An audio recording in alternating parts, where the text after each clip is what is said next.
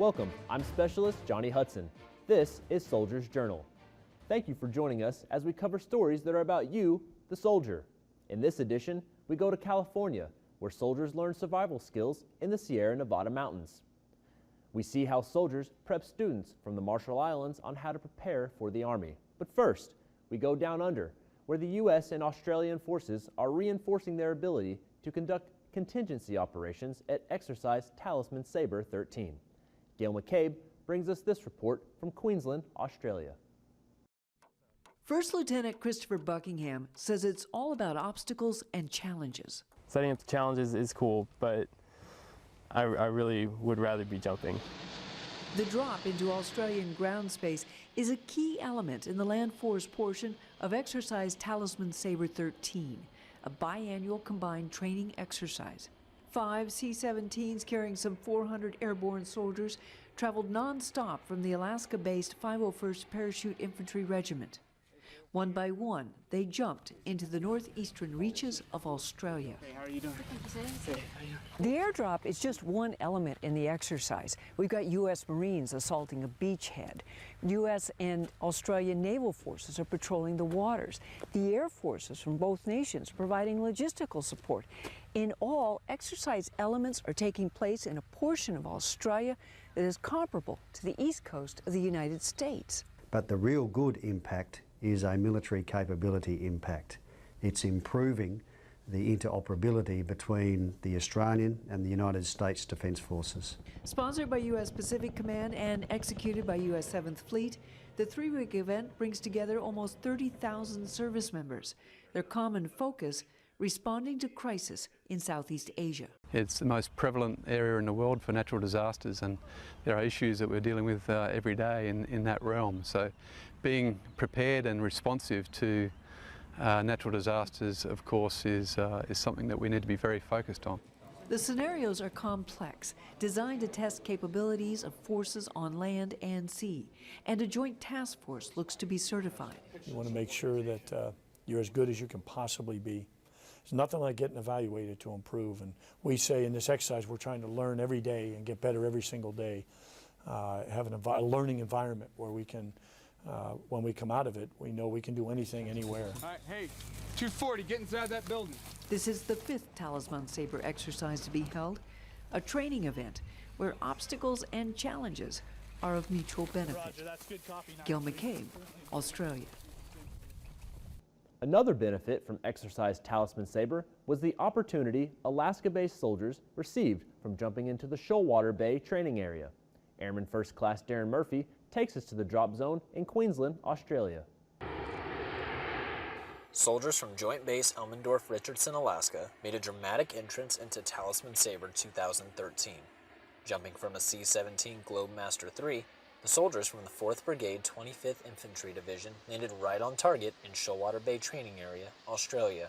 We had approximately 400 paratroopers from the 4th Brigade Combat Team of the 25th Infantry Division. We flew overnight, direct from Alaska, refueled in the air, and after 15 hours, jumped in, and as you see, we're conducting a rapid forced entry operation here at Shoalwater Bay. After landing in the drop zone, the soldiers quickly gathered their gear and packed their parachutes so they could secure the airfield.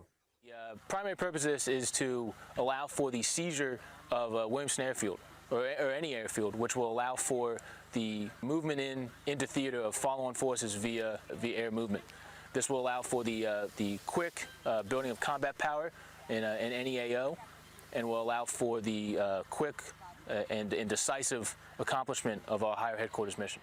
Airman First Class Darren Murphy, Shoalwater Bay, Australia. On August 26th, Staff Sergeant Ty Carter will receive the Medal of Honor from President Obama. Staff Sergeant Carter is the 5th living soldier from Afghanistan and Iraq to receive the Medal of Honor.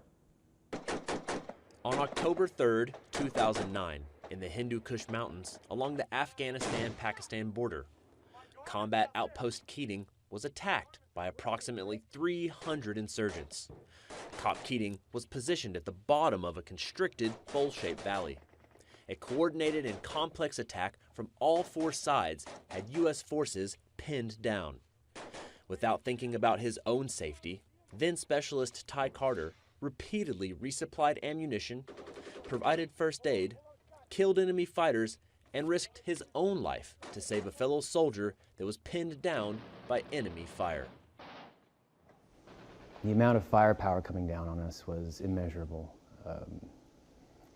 I remember getting out of bed and hearing the machine guns and mortars and explosions going off, and I grabbed 2 small packs full of ammo. When I reached the door, instantly taken back because there was pieces of concrete flying, there was dirt and dust, just because it seemed like there was a machine gun focused on that one spot. So I took a step back, not because I was scared, but because I was like, I need to do this at a running start. So luckily that I made it through. A couple of the guys didn't when they exited that door. And I made my way through the gauntlet to El Raz 2. Gallegos, Larson, and Mace were firing in all directions. I didn't really pay attention to the surrounding hills because that wasn't my job. Our job was to provide support for the fighting positions. And my platoon sergeant, Sergeant Hill, he was saying, we need to know who needs what. We need to know what towers need help. And I was out of breath, but I was able to yell, everyone needs everything.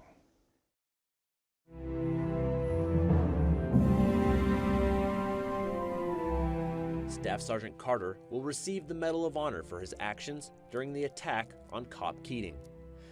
After all that he has been through and all that he has done, Staff Sergeant Carter remains humble and grateful for the fallen soldiers and their families. The Medal of Honor is prestigious. It's wonderful. To get it, you have to go through something to where people lost their lives or people are in severe danger. If I could, I would distribute the fame and the respect and honor to the families of the fallen because they deserve it, I believe, 10 times more than I ever will. I give you my heart, and I hope that you can understand that if it wasn't for them, I wouldn't be here. So, thank you.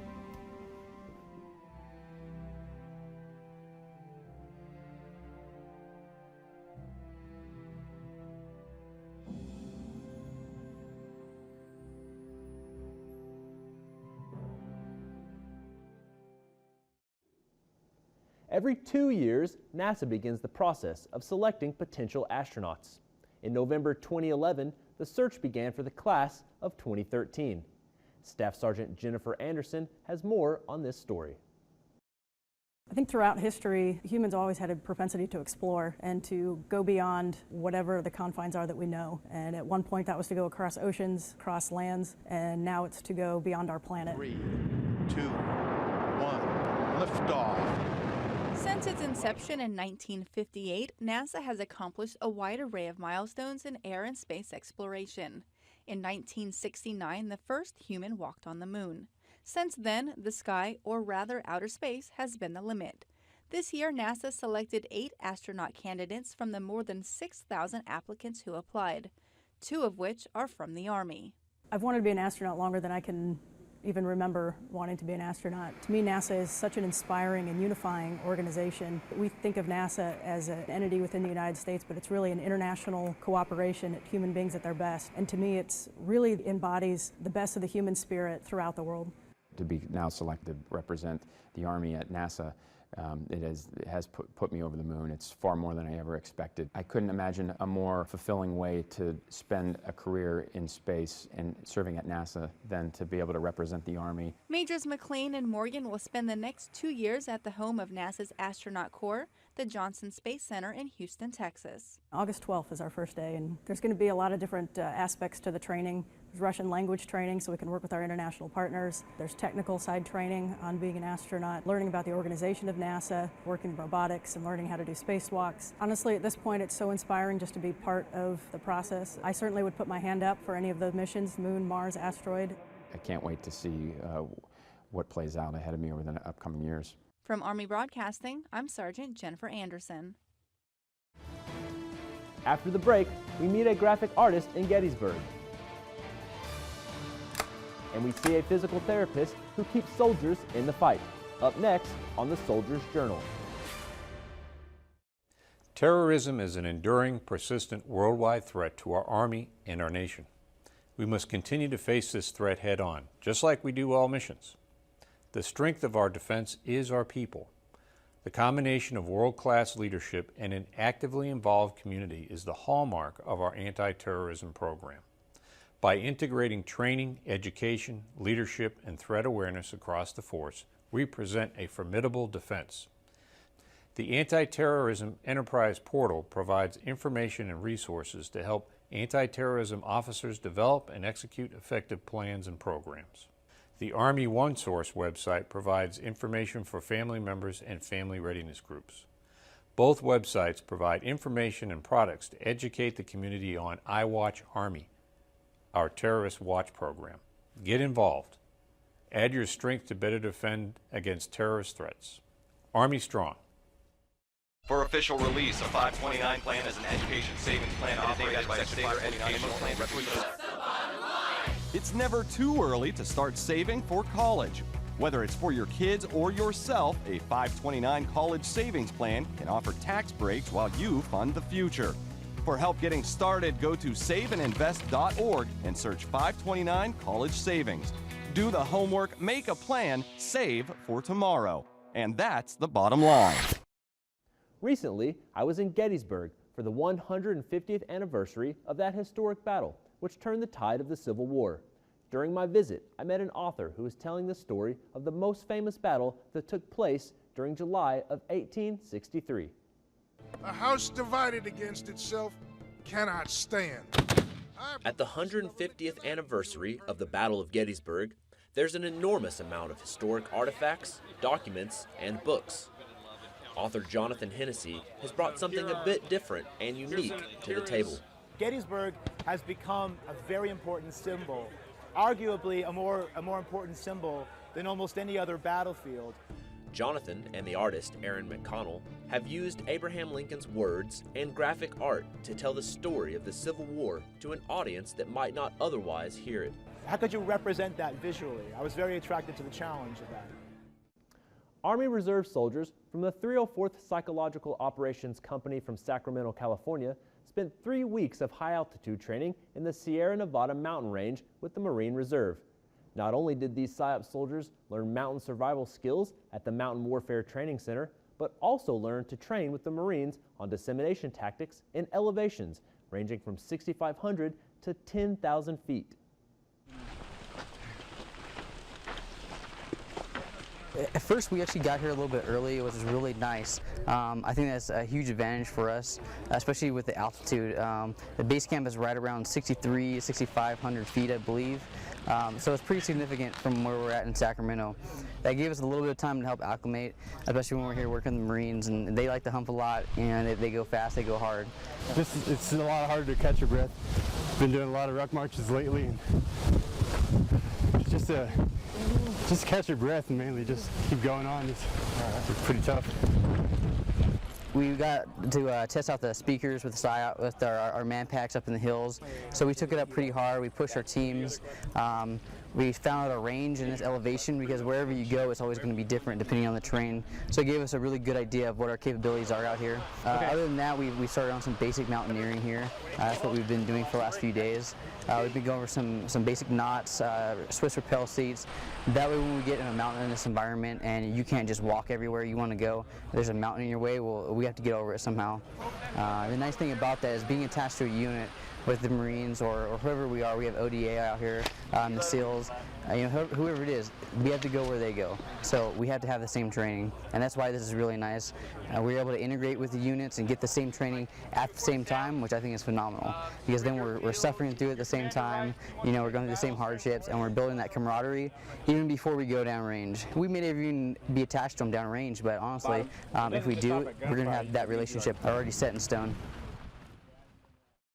As soldiers, we put up with the typical aches and pains that come with performing our duties. The task of keeping us healthy for missions sometimes requires a special set of skills. Army Sergeant Michael Needham brings us a story of how those skills are keeping us in the fight. Enhancing unit readiness is a key role for physical therapists within a brigade combat team. They also serve as a command consultant in the areas of injury prevention, injury surveillance, physical fitness, and health promotion. By using a unique sports medicine skill set, the physical therapist is able to help optimize functional human performance. I'm here as their basic athletic trainer. I'm not here to take them out of the fight, to stop the mission, or to control what they do in the weight room. I may ask them to change things, but I'm never going to tell them to stop doing what they're doing. Our bodies are made for movement. I don't want you to stop moving. I just want you to move better. While deployed and serving at forward operating bases, the physical therapist has one main objective. My main priority is obviously to take care of our soldiers and all the folks that we're responsible for on FOB Apache. And it's just for back pain, shoulder pain, whatever kind of comes up that would normally keep people from doing their jobs. Reporting for the 102nd MPAD, I'm Army Sergeant Michael Needham. 24 soldiers from various units on Camp Zama flexed their skills during this year's Combatives Tournament, which was held at Llano Fitness Center. During the first stage, more than 30 matches were held in various weight classes. Jay Mann has this report from Japan. 24 soldiers from various units on Camp Zama flexed their skills during this year's Combatives Tournament, which was held recently at Llano Fitness Center. During the first stage, more than 30 matches were held in heavy, light heavy, cruiser, middle, and welterweight classes, following standard competition rules, which restricted the competitors to using only groundwork-based grappling techniques. The intent is to build esprit de corps among the troops, to build confidence in every soldier that should have in order to engage the enemy in close combat if needed. The top 3 winners from each class then moved on to the second stage and competed for the gold medal following intermediate competition rules, which allowed for limited striking. It feels good. Last year, I didn't do as well. I placed second, so I really wanted to walk away with a first place today. It's here to make sure that we're ready to go down range and to fight with the hand-to-hand combat. So to get out here and to show my soldiers, to represent my family, represent my unit, it really meant a lot. Honestly, it feels good because I practice a lot on my own with judo and Brazilian Jiu-Jitsu. I was very comfortable. I think the most important thing is just the confidence that competing gives you. After individual awards were presented to the winners, a team award was also presented to the 78th Signal Battalion, based on their number of participants and their points scored during the tournament. I expect those winners, or all soldiers competed today, are winners to me.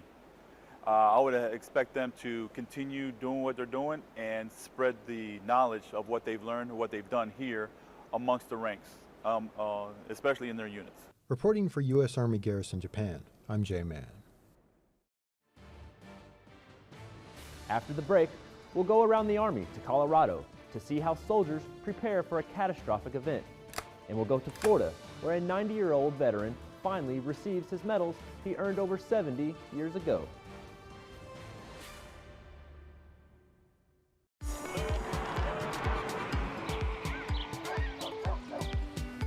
Deployments can create stress for military families, so can money. But you can talk through that tough issue with your spouse before you even get orders. To prepare, just check out the 8-point action plan on saveandinvest.org. Having regular talks with your spouse about money can take some of the stress out of deployment. And that's what's happening on the home front. Connection open. Roger that. Transfer begins. Deployments can be a positive experience or a stressful one, depending on your level of financial readiness. To help you and your family financially prepare for a deployment, download the Money and Mobility booklet found on saveandinvest.org. Here you'll see guidance on leases, legal matters, childcare, and more. Search Money and Mobility at saveandinvest.org. Transfer complete.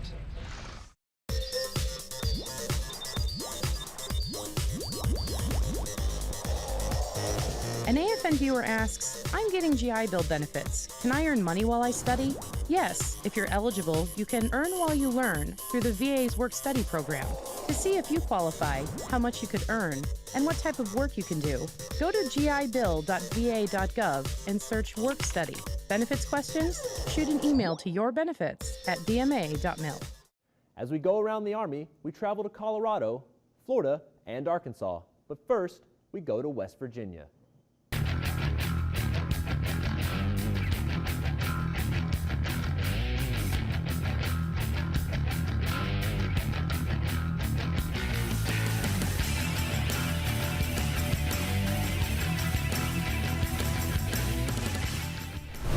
Go!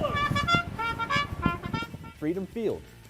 Over 40,000 Boy Scouts gathered for the 2013 National Boy Scout Jamboree, and the U.S. Army was on hand to support the event. Soldiers gave Scouts a chance to experience what a future in the Army can offer. They exposed the Scouts to the role of the Army, which included displays and activities to ensure they left the best impression. Centennial, Colorado. The Colorado National Guard executed a large-scale exercise named Vigilant Guard. The exercise focused on interagency coordination in preparation for domestic emergencies and catastrophic events. The exercise has been in the planning stages since 2011. Soldiers use their knowledge and expertise in search and rescue, patient extraction, and emergency response measures. Camp Joseph T. Robinson, Arkansas. It's that time of year where soldiers from units all over the world begin their Best Warrior competition. The best 14 competitors representing the Army National Guard tested their skills over 3 grueling days in the Arkansas summer heat. Competitors faced a variety of challenges, from a PT test to negotiating a number of tactical scenarios, which included engaging targets, treating simulated casualties, and the ever-popular ruck march. Jacksonville, Florida. Jesse Hughes, a 94-year-old Army veteran, received medals he earned almost 70 years ago during World War II.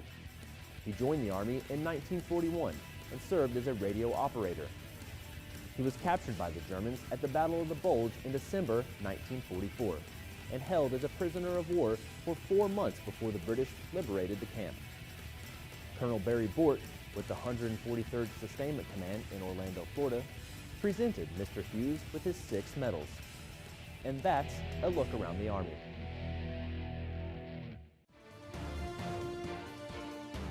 After the break, we go to Panama, where a soldier meets family members she hasn't seen for years. If you're planning to leave active duty, learn more about the Army Reserve.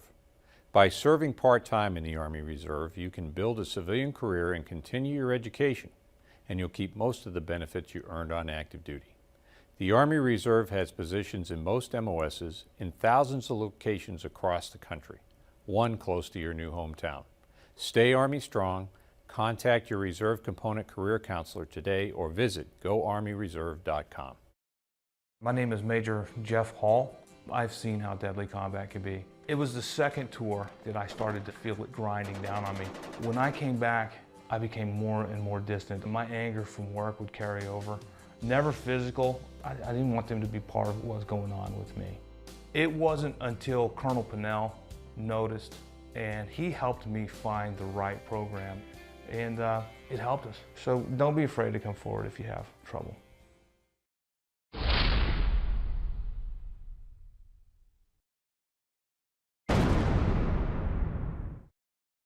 While conducting a joint humanitarian and civic assistance mission, First Lieutenant Ellen Poschel from the Wisconsin National Guard 327th Engineer Company got the opportunity to visit some friends and family she hasn't seen in a long time. Sí, solo un día.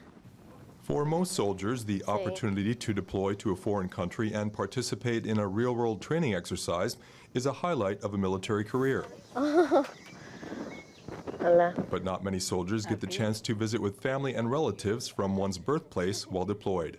Beyond the horizon, a recent joint humanitarian and civic assistance mission in Panama provided Army Reserve First Lieutenant Ellen Paschel with the 327th Engineer Company from Onalaska, Wisconsin, with just such an opportunity. My mother is originally Panamanian. She's from a town a lot like this near Benonome. My father was an engineer as well, and he came down here, was stationed down here for a little while where he met my mom, and they eventually got married and had my younger sister and I. Then we were stationed over, my father was stationed over in Launch Stool, so we lived there for a few years, and then we moved over to the U.S., and so I've been educated in the U.S. almost my whole life.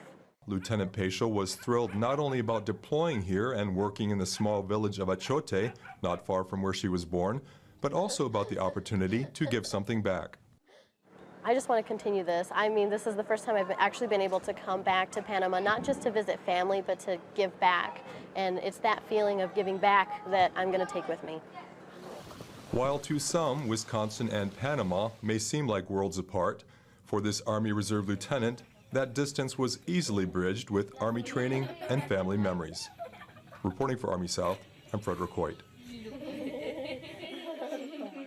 Look for us throughout the week with the latest in news about the Army on Soldiers Update. Also, check us out on radio with Soldiers Radio News on the American Forces Radio Network. That does it for this edition of the Soldiers Journal. Join us again next time for the stories all about you, the soldier.